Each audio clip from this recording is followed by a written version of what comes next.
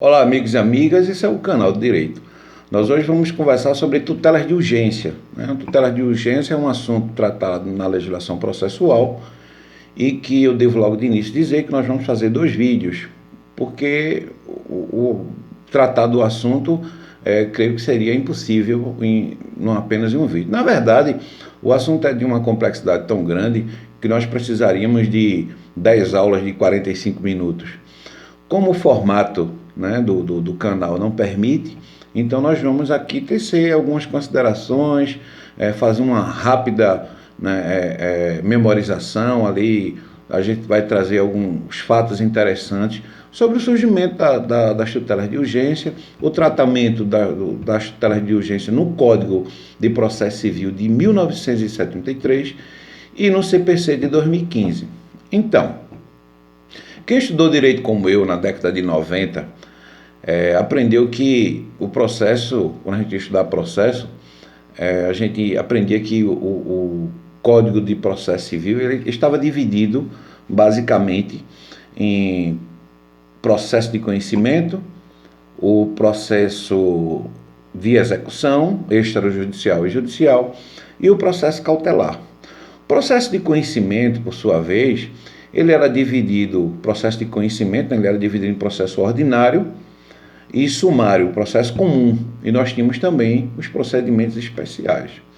Então, no processo de conhecimento, chama-se de processo de conhecimento, aquele processo que é caracterizado por uma cognição exauriente.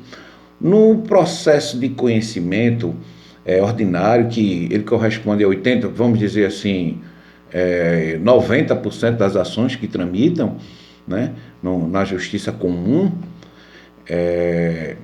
então assim, grande parte das ações se processam por essa forma, pelo processo, nesse rito, que é o processo de conhecimento, processo ordinário, que era chamado processo ordinário, processo de conhecimento, processo ordinário comum. E nós também tínhamos ali, era regulado pelo Código de 73, o procedimento sumaríssimo. Ocorre que, pelo procedimento comum, a gente chama as ações ordinárias, as ações ordinárias se processavam exatamente por esse rito. Ele é chamado de cognição exauriente exatamente porque ali cabe todos os recursos. A gente tinha basicamente a petição inicial, a contestação, uma réplica, uma audiência preliminar de conciliação, nós tínhamos um momento em que o juiz saneava o processo, nós tínhamos a audiência de instrução e julgamento, as alegações finais, e, por final, a sentença. Todos os recursos que estavam previstos na legislação processual ali eram cabíveis dentro dessa ação, dentro do processo de conhecimento.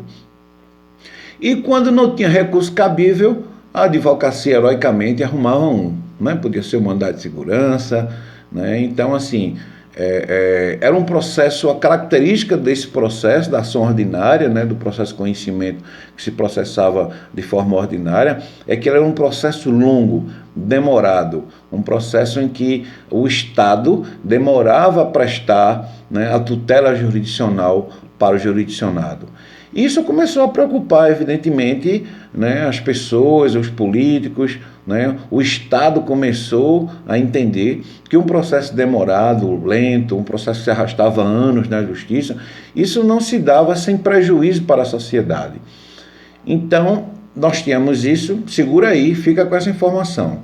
Nós tínhamos também o processo de execução, que você poderia executar uma sentença, vamos supor uma sentença condenatória, oriunda do processo de conhecimento, que era chamada execução de título judicial, que era a sentença, e você tinha também, era tratado no Código de 1973, no CPC, a execução de título extrajudicial, que aí ela podia ser embasada com os títulos extrajudiciais, Era uma ação, um processo autônomo.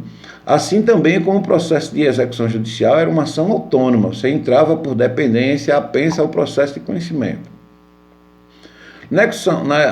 Quais eram os títulos que embasavam a execução de título extrajudicial? Um cheque, uma nota promissória, uma debenture, os títulos de crédito de uma maneira geral, um contrato particular assinado por pelas partes, com assinatura de testemunhas, também era considerado um título executivo extrajudicial. Era não, é. E nós tínhamos também o processo cautelar. O processo cautelar também era um processo autônomo, um processo independente, que podia ser distribuído por dependência, se ele fosse um processo incidente, né? Se ele fosse uma ação cautelar incidental. Então, vamos agora, eu vou me demorar mais um pouquinho na análise do processo cautelar. O que era o processo cautelar? O processo cautelar, resumidamente, ele era um processo, né, isso é uma definição clássica que a gente via na Faculdade de Direito, na época, na doutrina, que o processo cautelar ele se prestava para garantir o resultado útil do processo de conhecimento. Não disse nada ainda? Vou esclarecer. Suponhamos que nós tenhamos uma ação de investigação de paternidade. Ora, a ação de investigação de paternidade seria processada naquela ação naquela ação ordinária, né, regulada lá, que tem um rito do procedimento comum, ordinário, onde cabe todos aqueles recursos. Então, uma moça foi lá, teve relações com um cidadão numa festa, daqui a 30 dias ela descobre que está grávida. Ela tem poucas informações sobre ele, não tem muito convívio com ele, mas aí de alguma forma descobre o endereço dele, ou então ele é uma pessoa, né, famosa, uma pessoa que a justiça pode localizá-la facilmente. O que é que essa moça faz? Ela vai entrar com ação de investigação de paternidade. É provável que quando ela procure ele, diga, estou grávida, ele diga, sim, tudo bem, eu reconheço o filho, se você provar que ele é meu. Mas aí ela vai precisar de alimentos, né? Vamos supor que ela não tenha como se manter, então ela vai precisar de fazer um exame pré-natal, ela vai fazer um enxoval, depois o filho vai nascer. Nós sabemos que tudo isso custa dinheiro, tudo isso custa caro. Então o pai tem o dever, né, de prover as despesas, né, materiais do filho, né, de ajudar ali com as despesas com o filho. Então o que é que essa moça faz?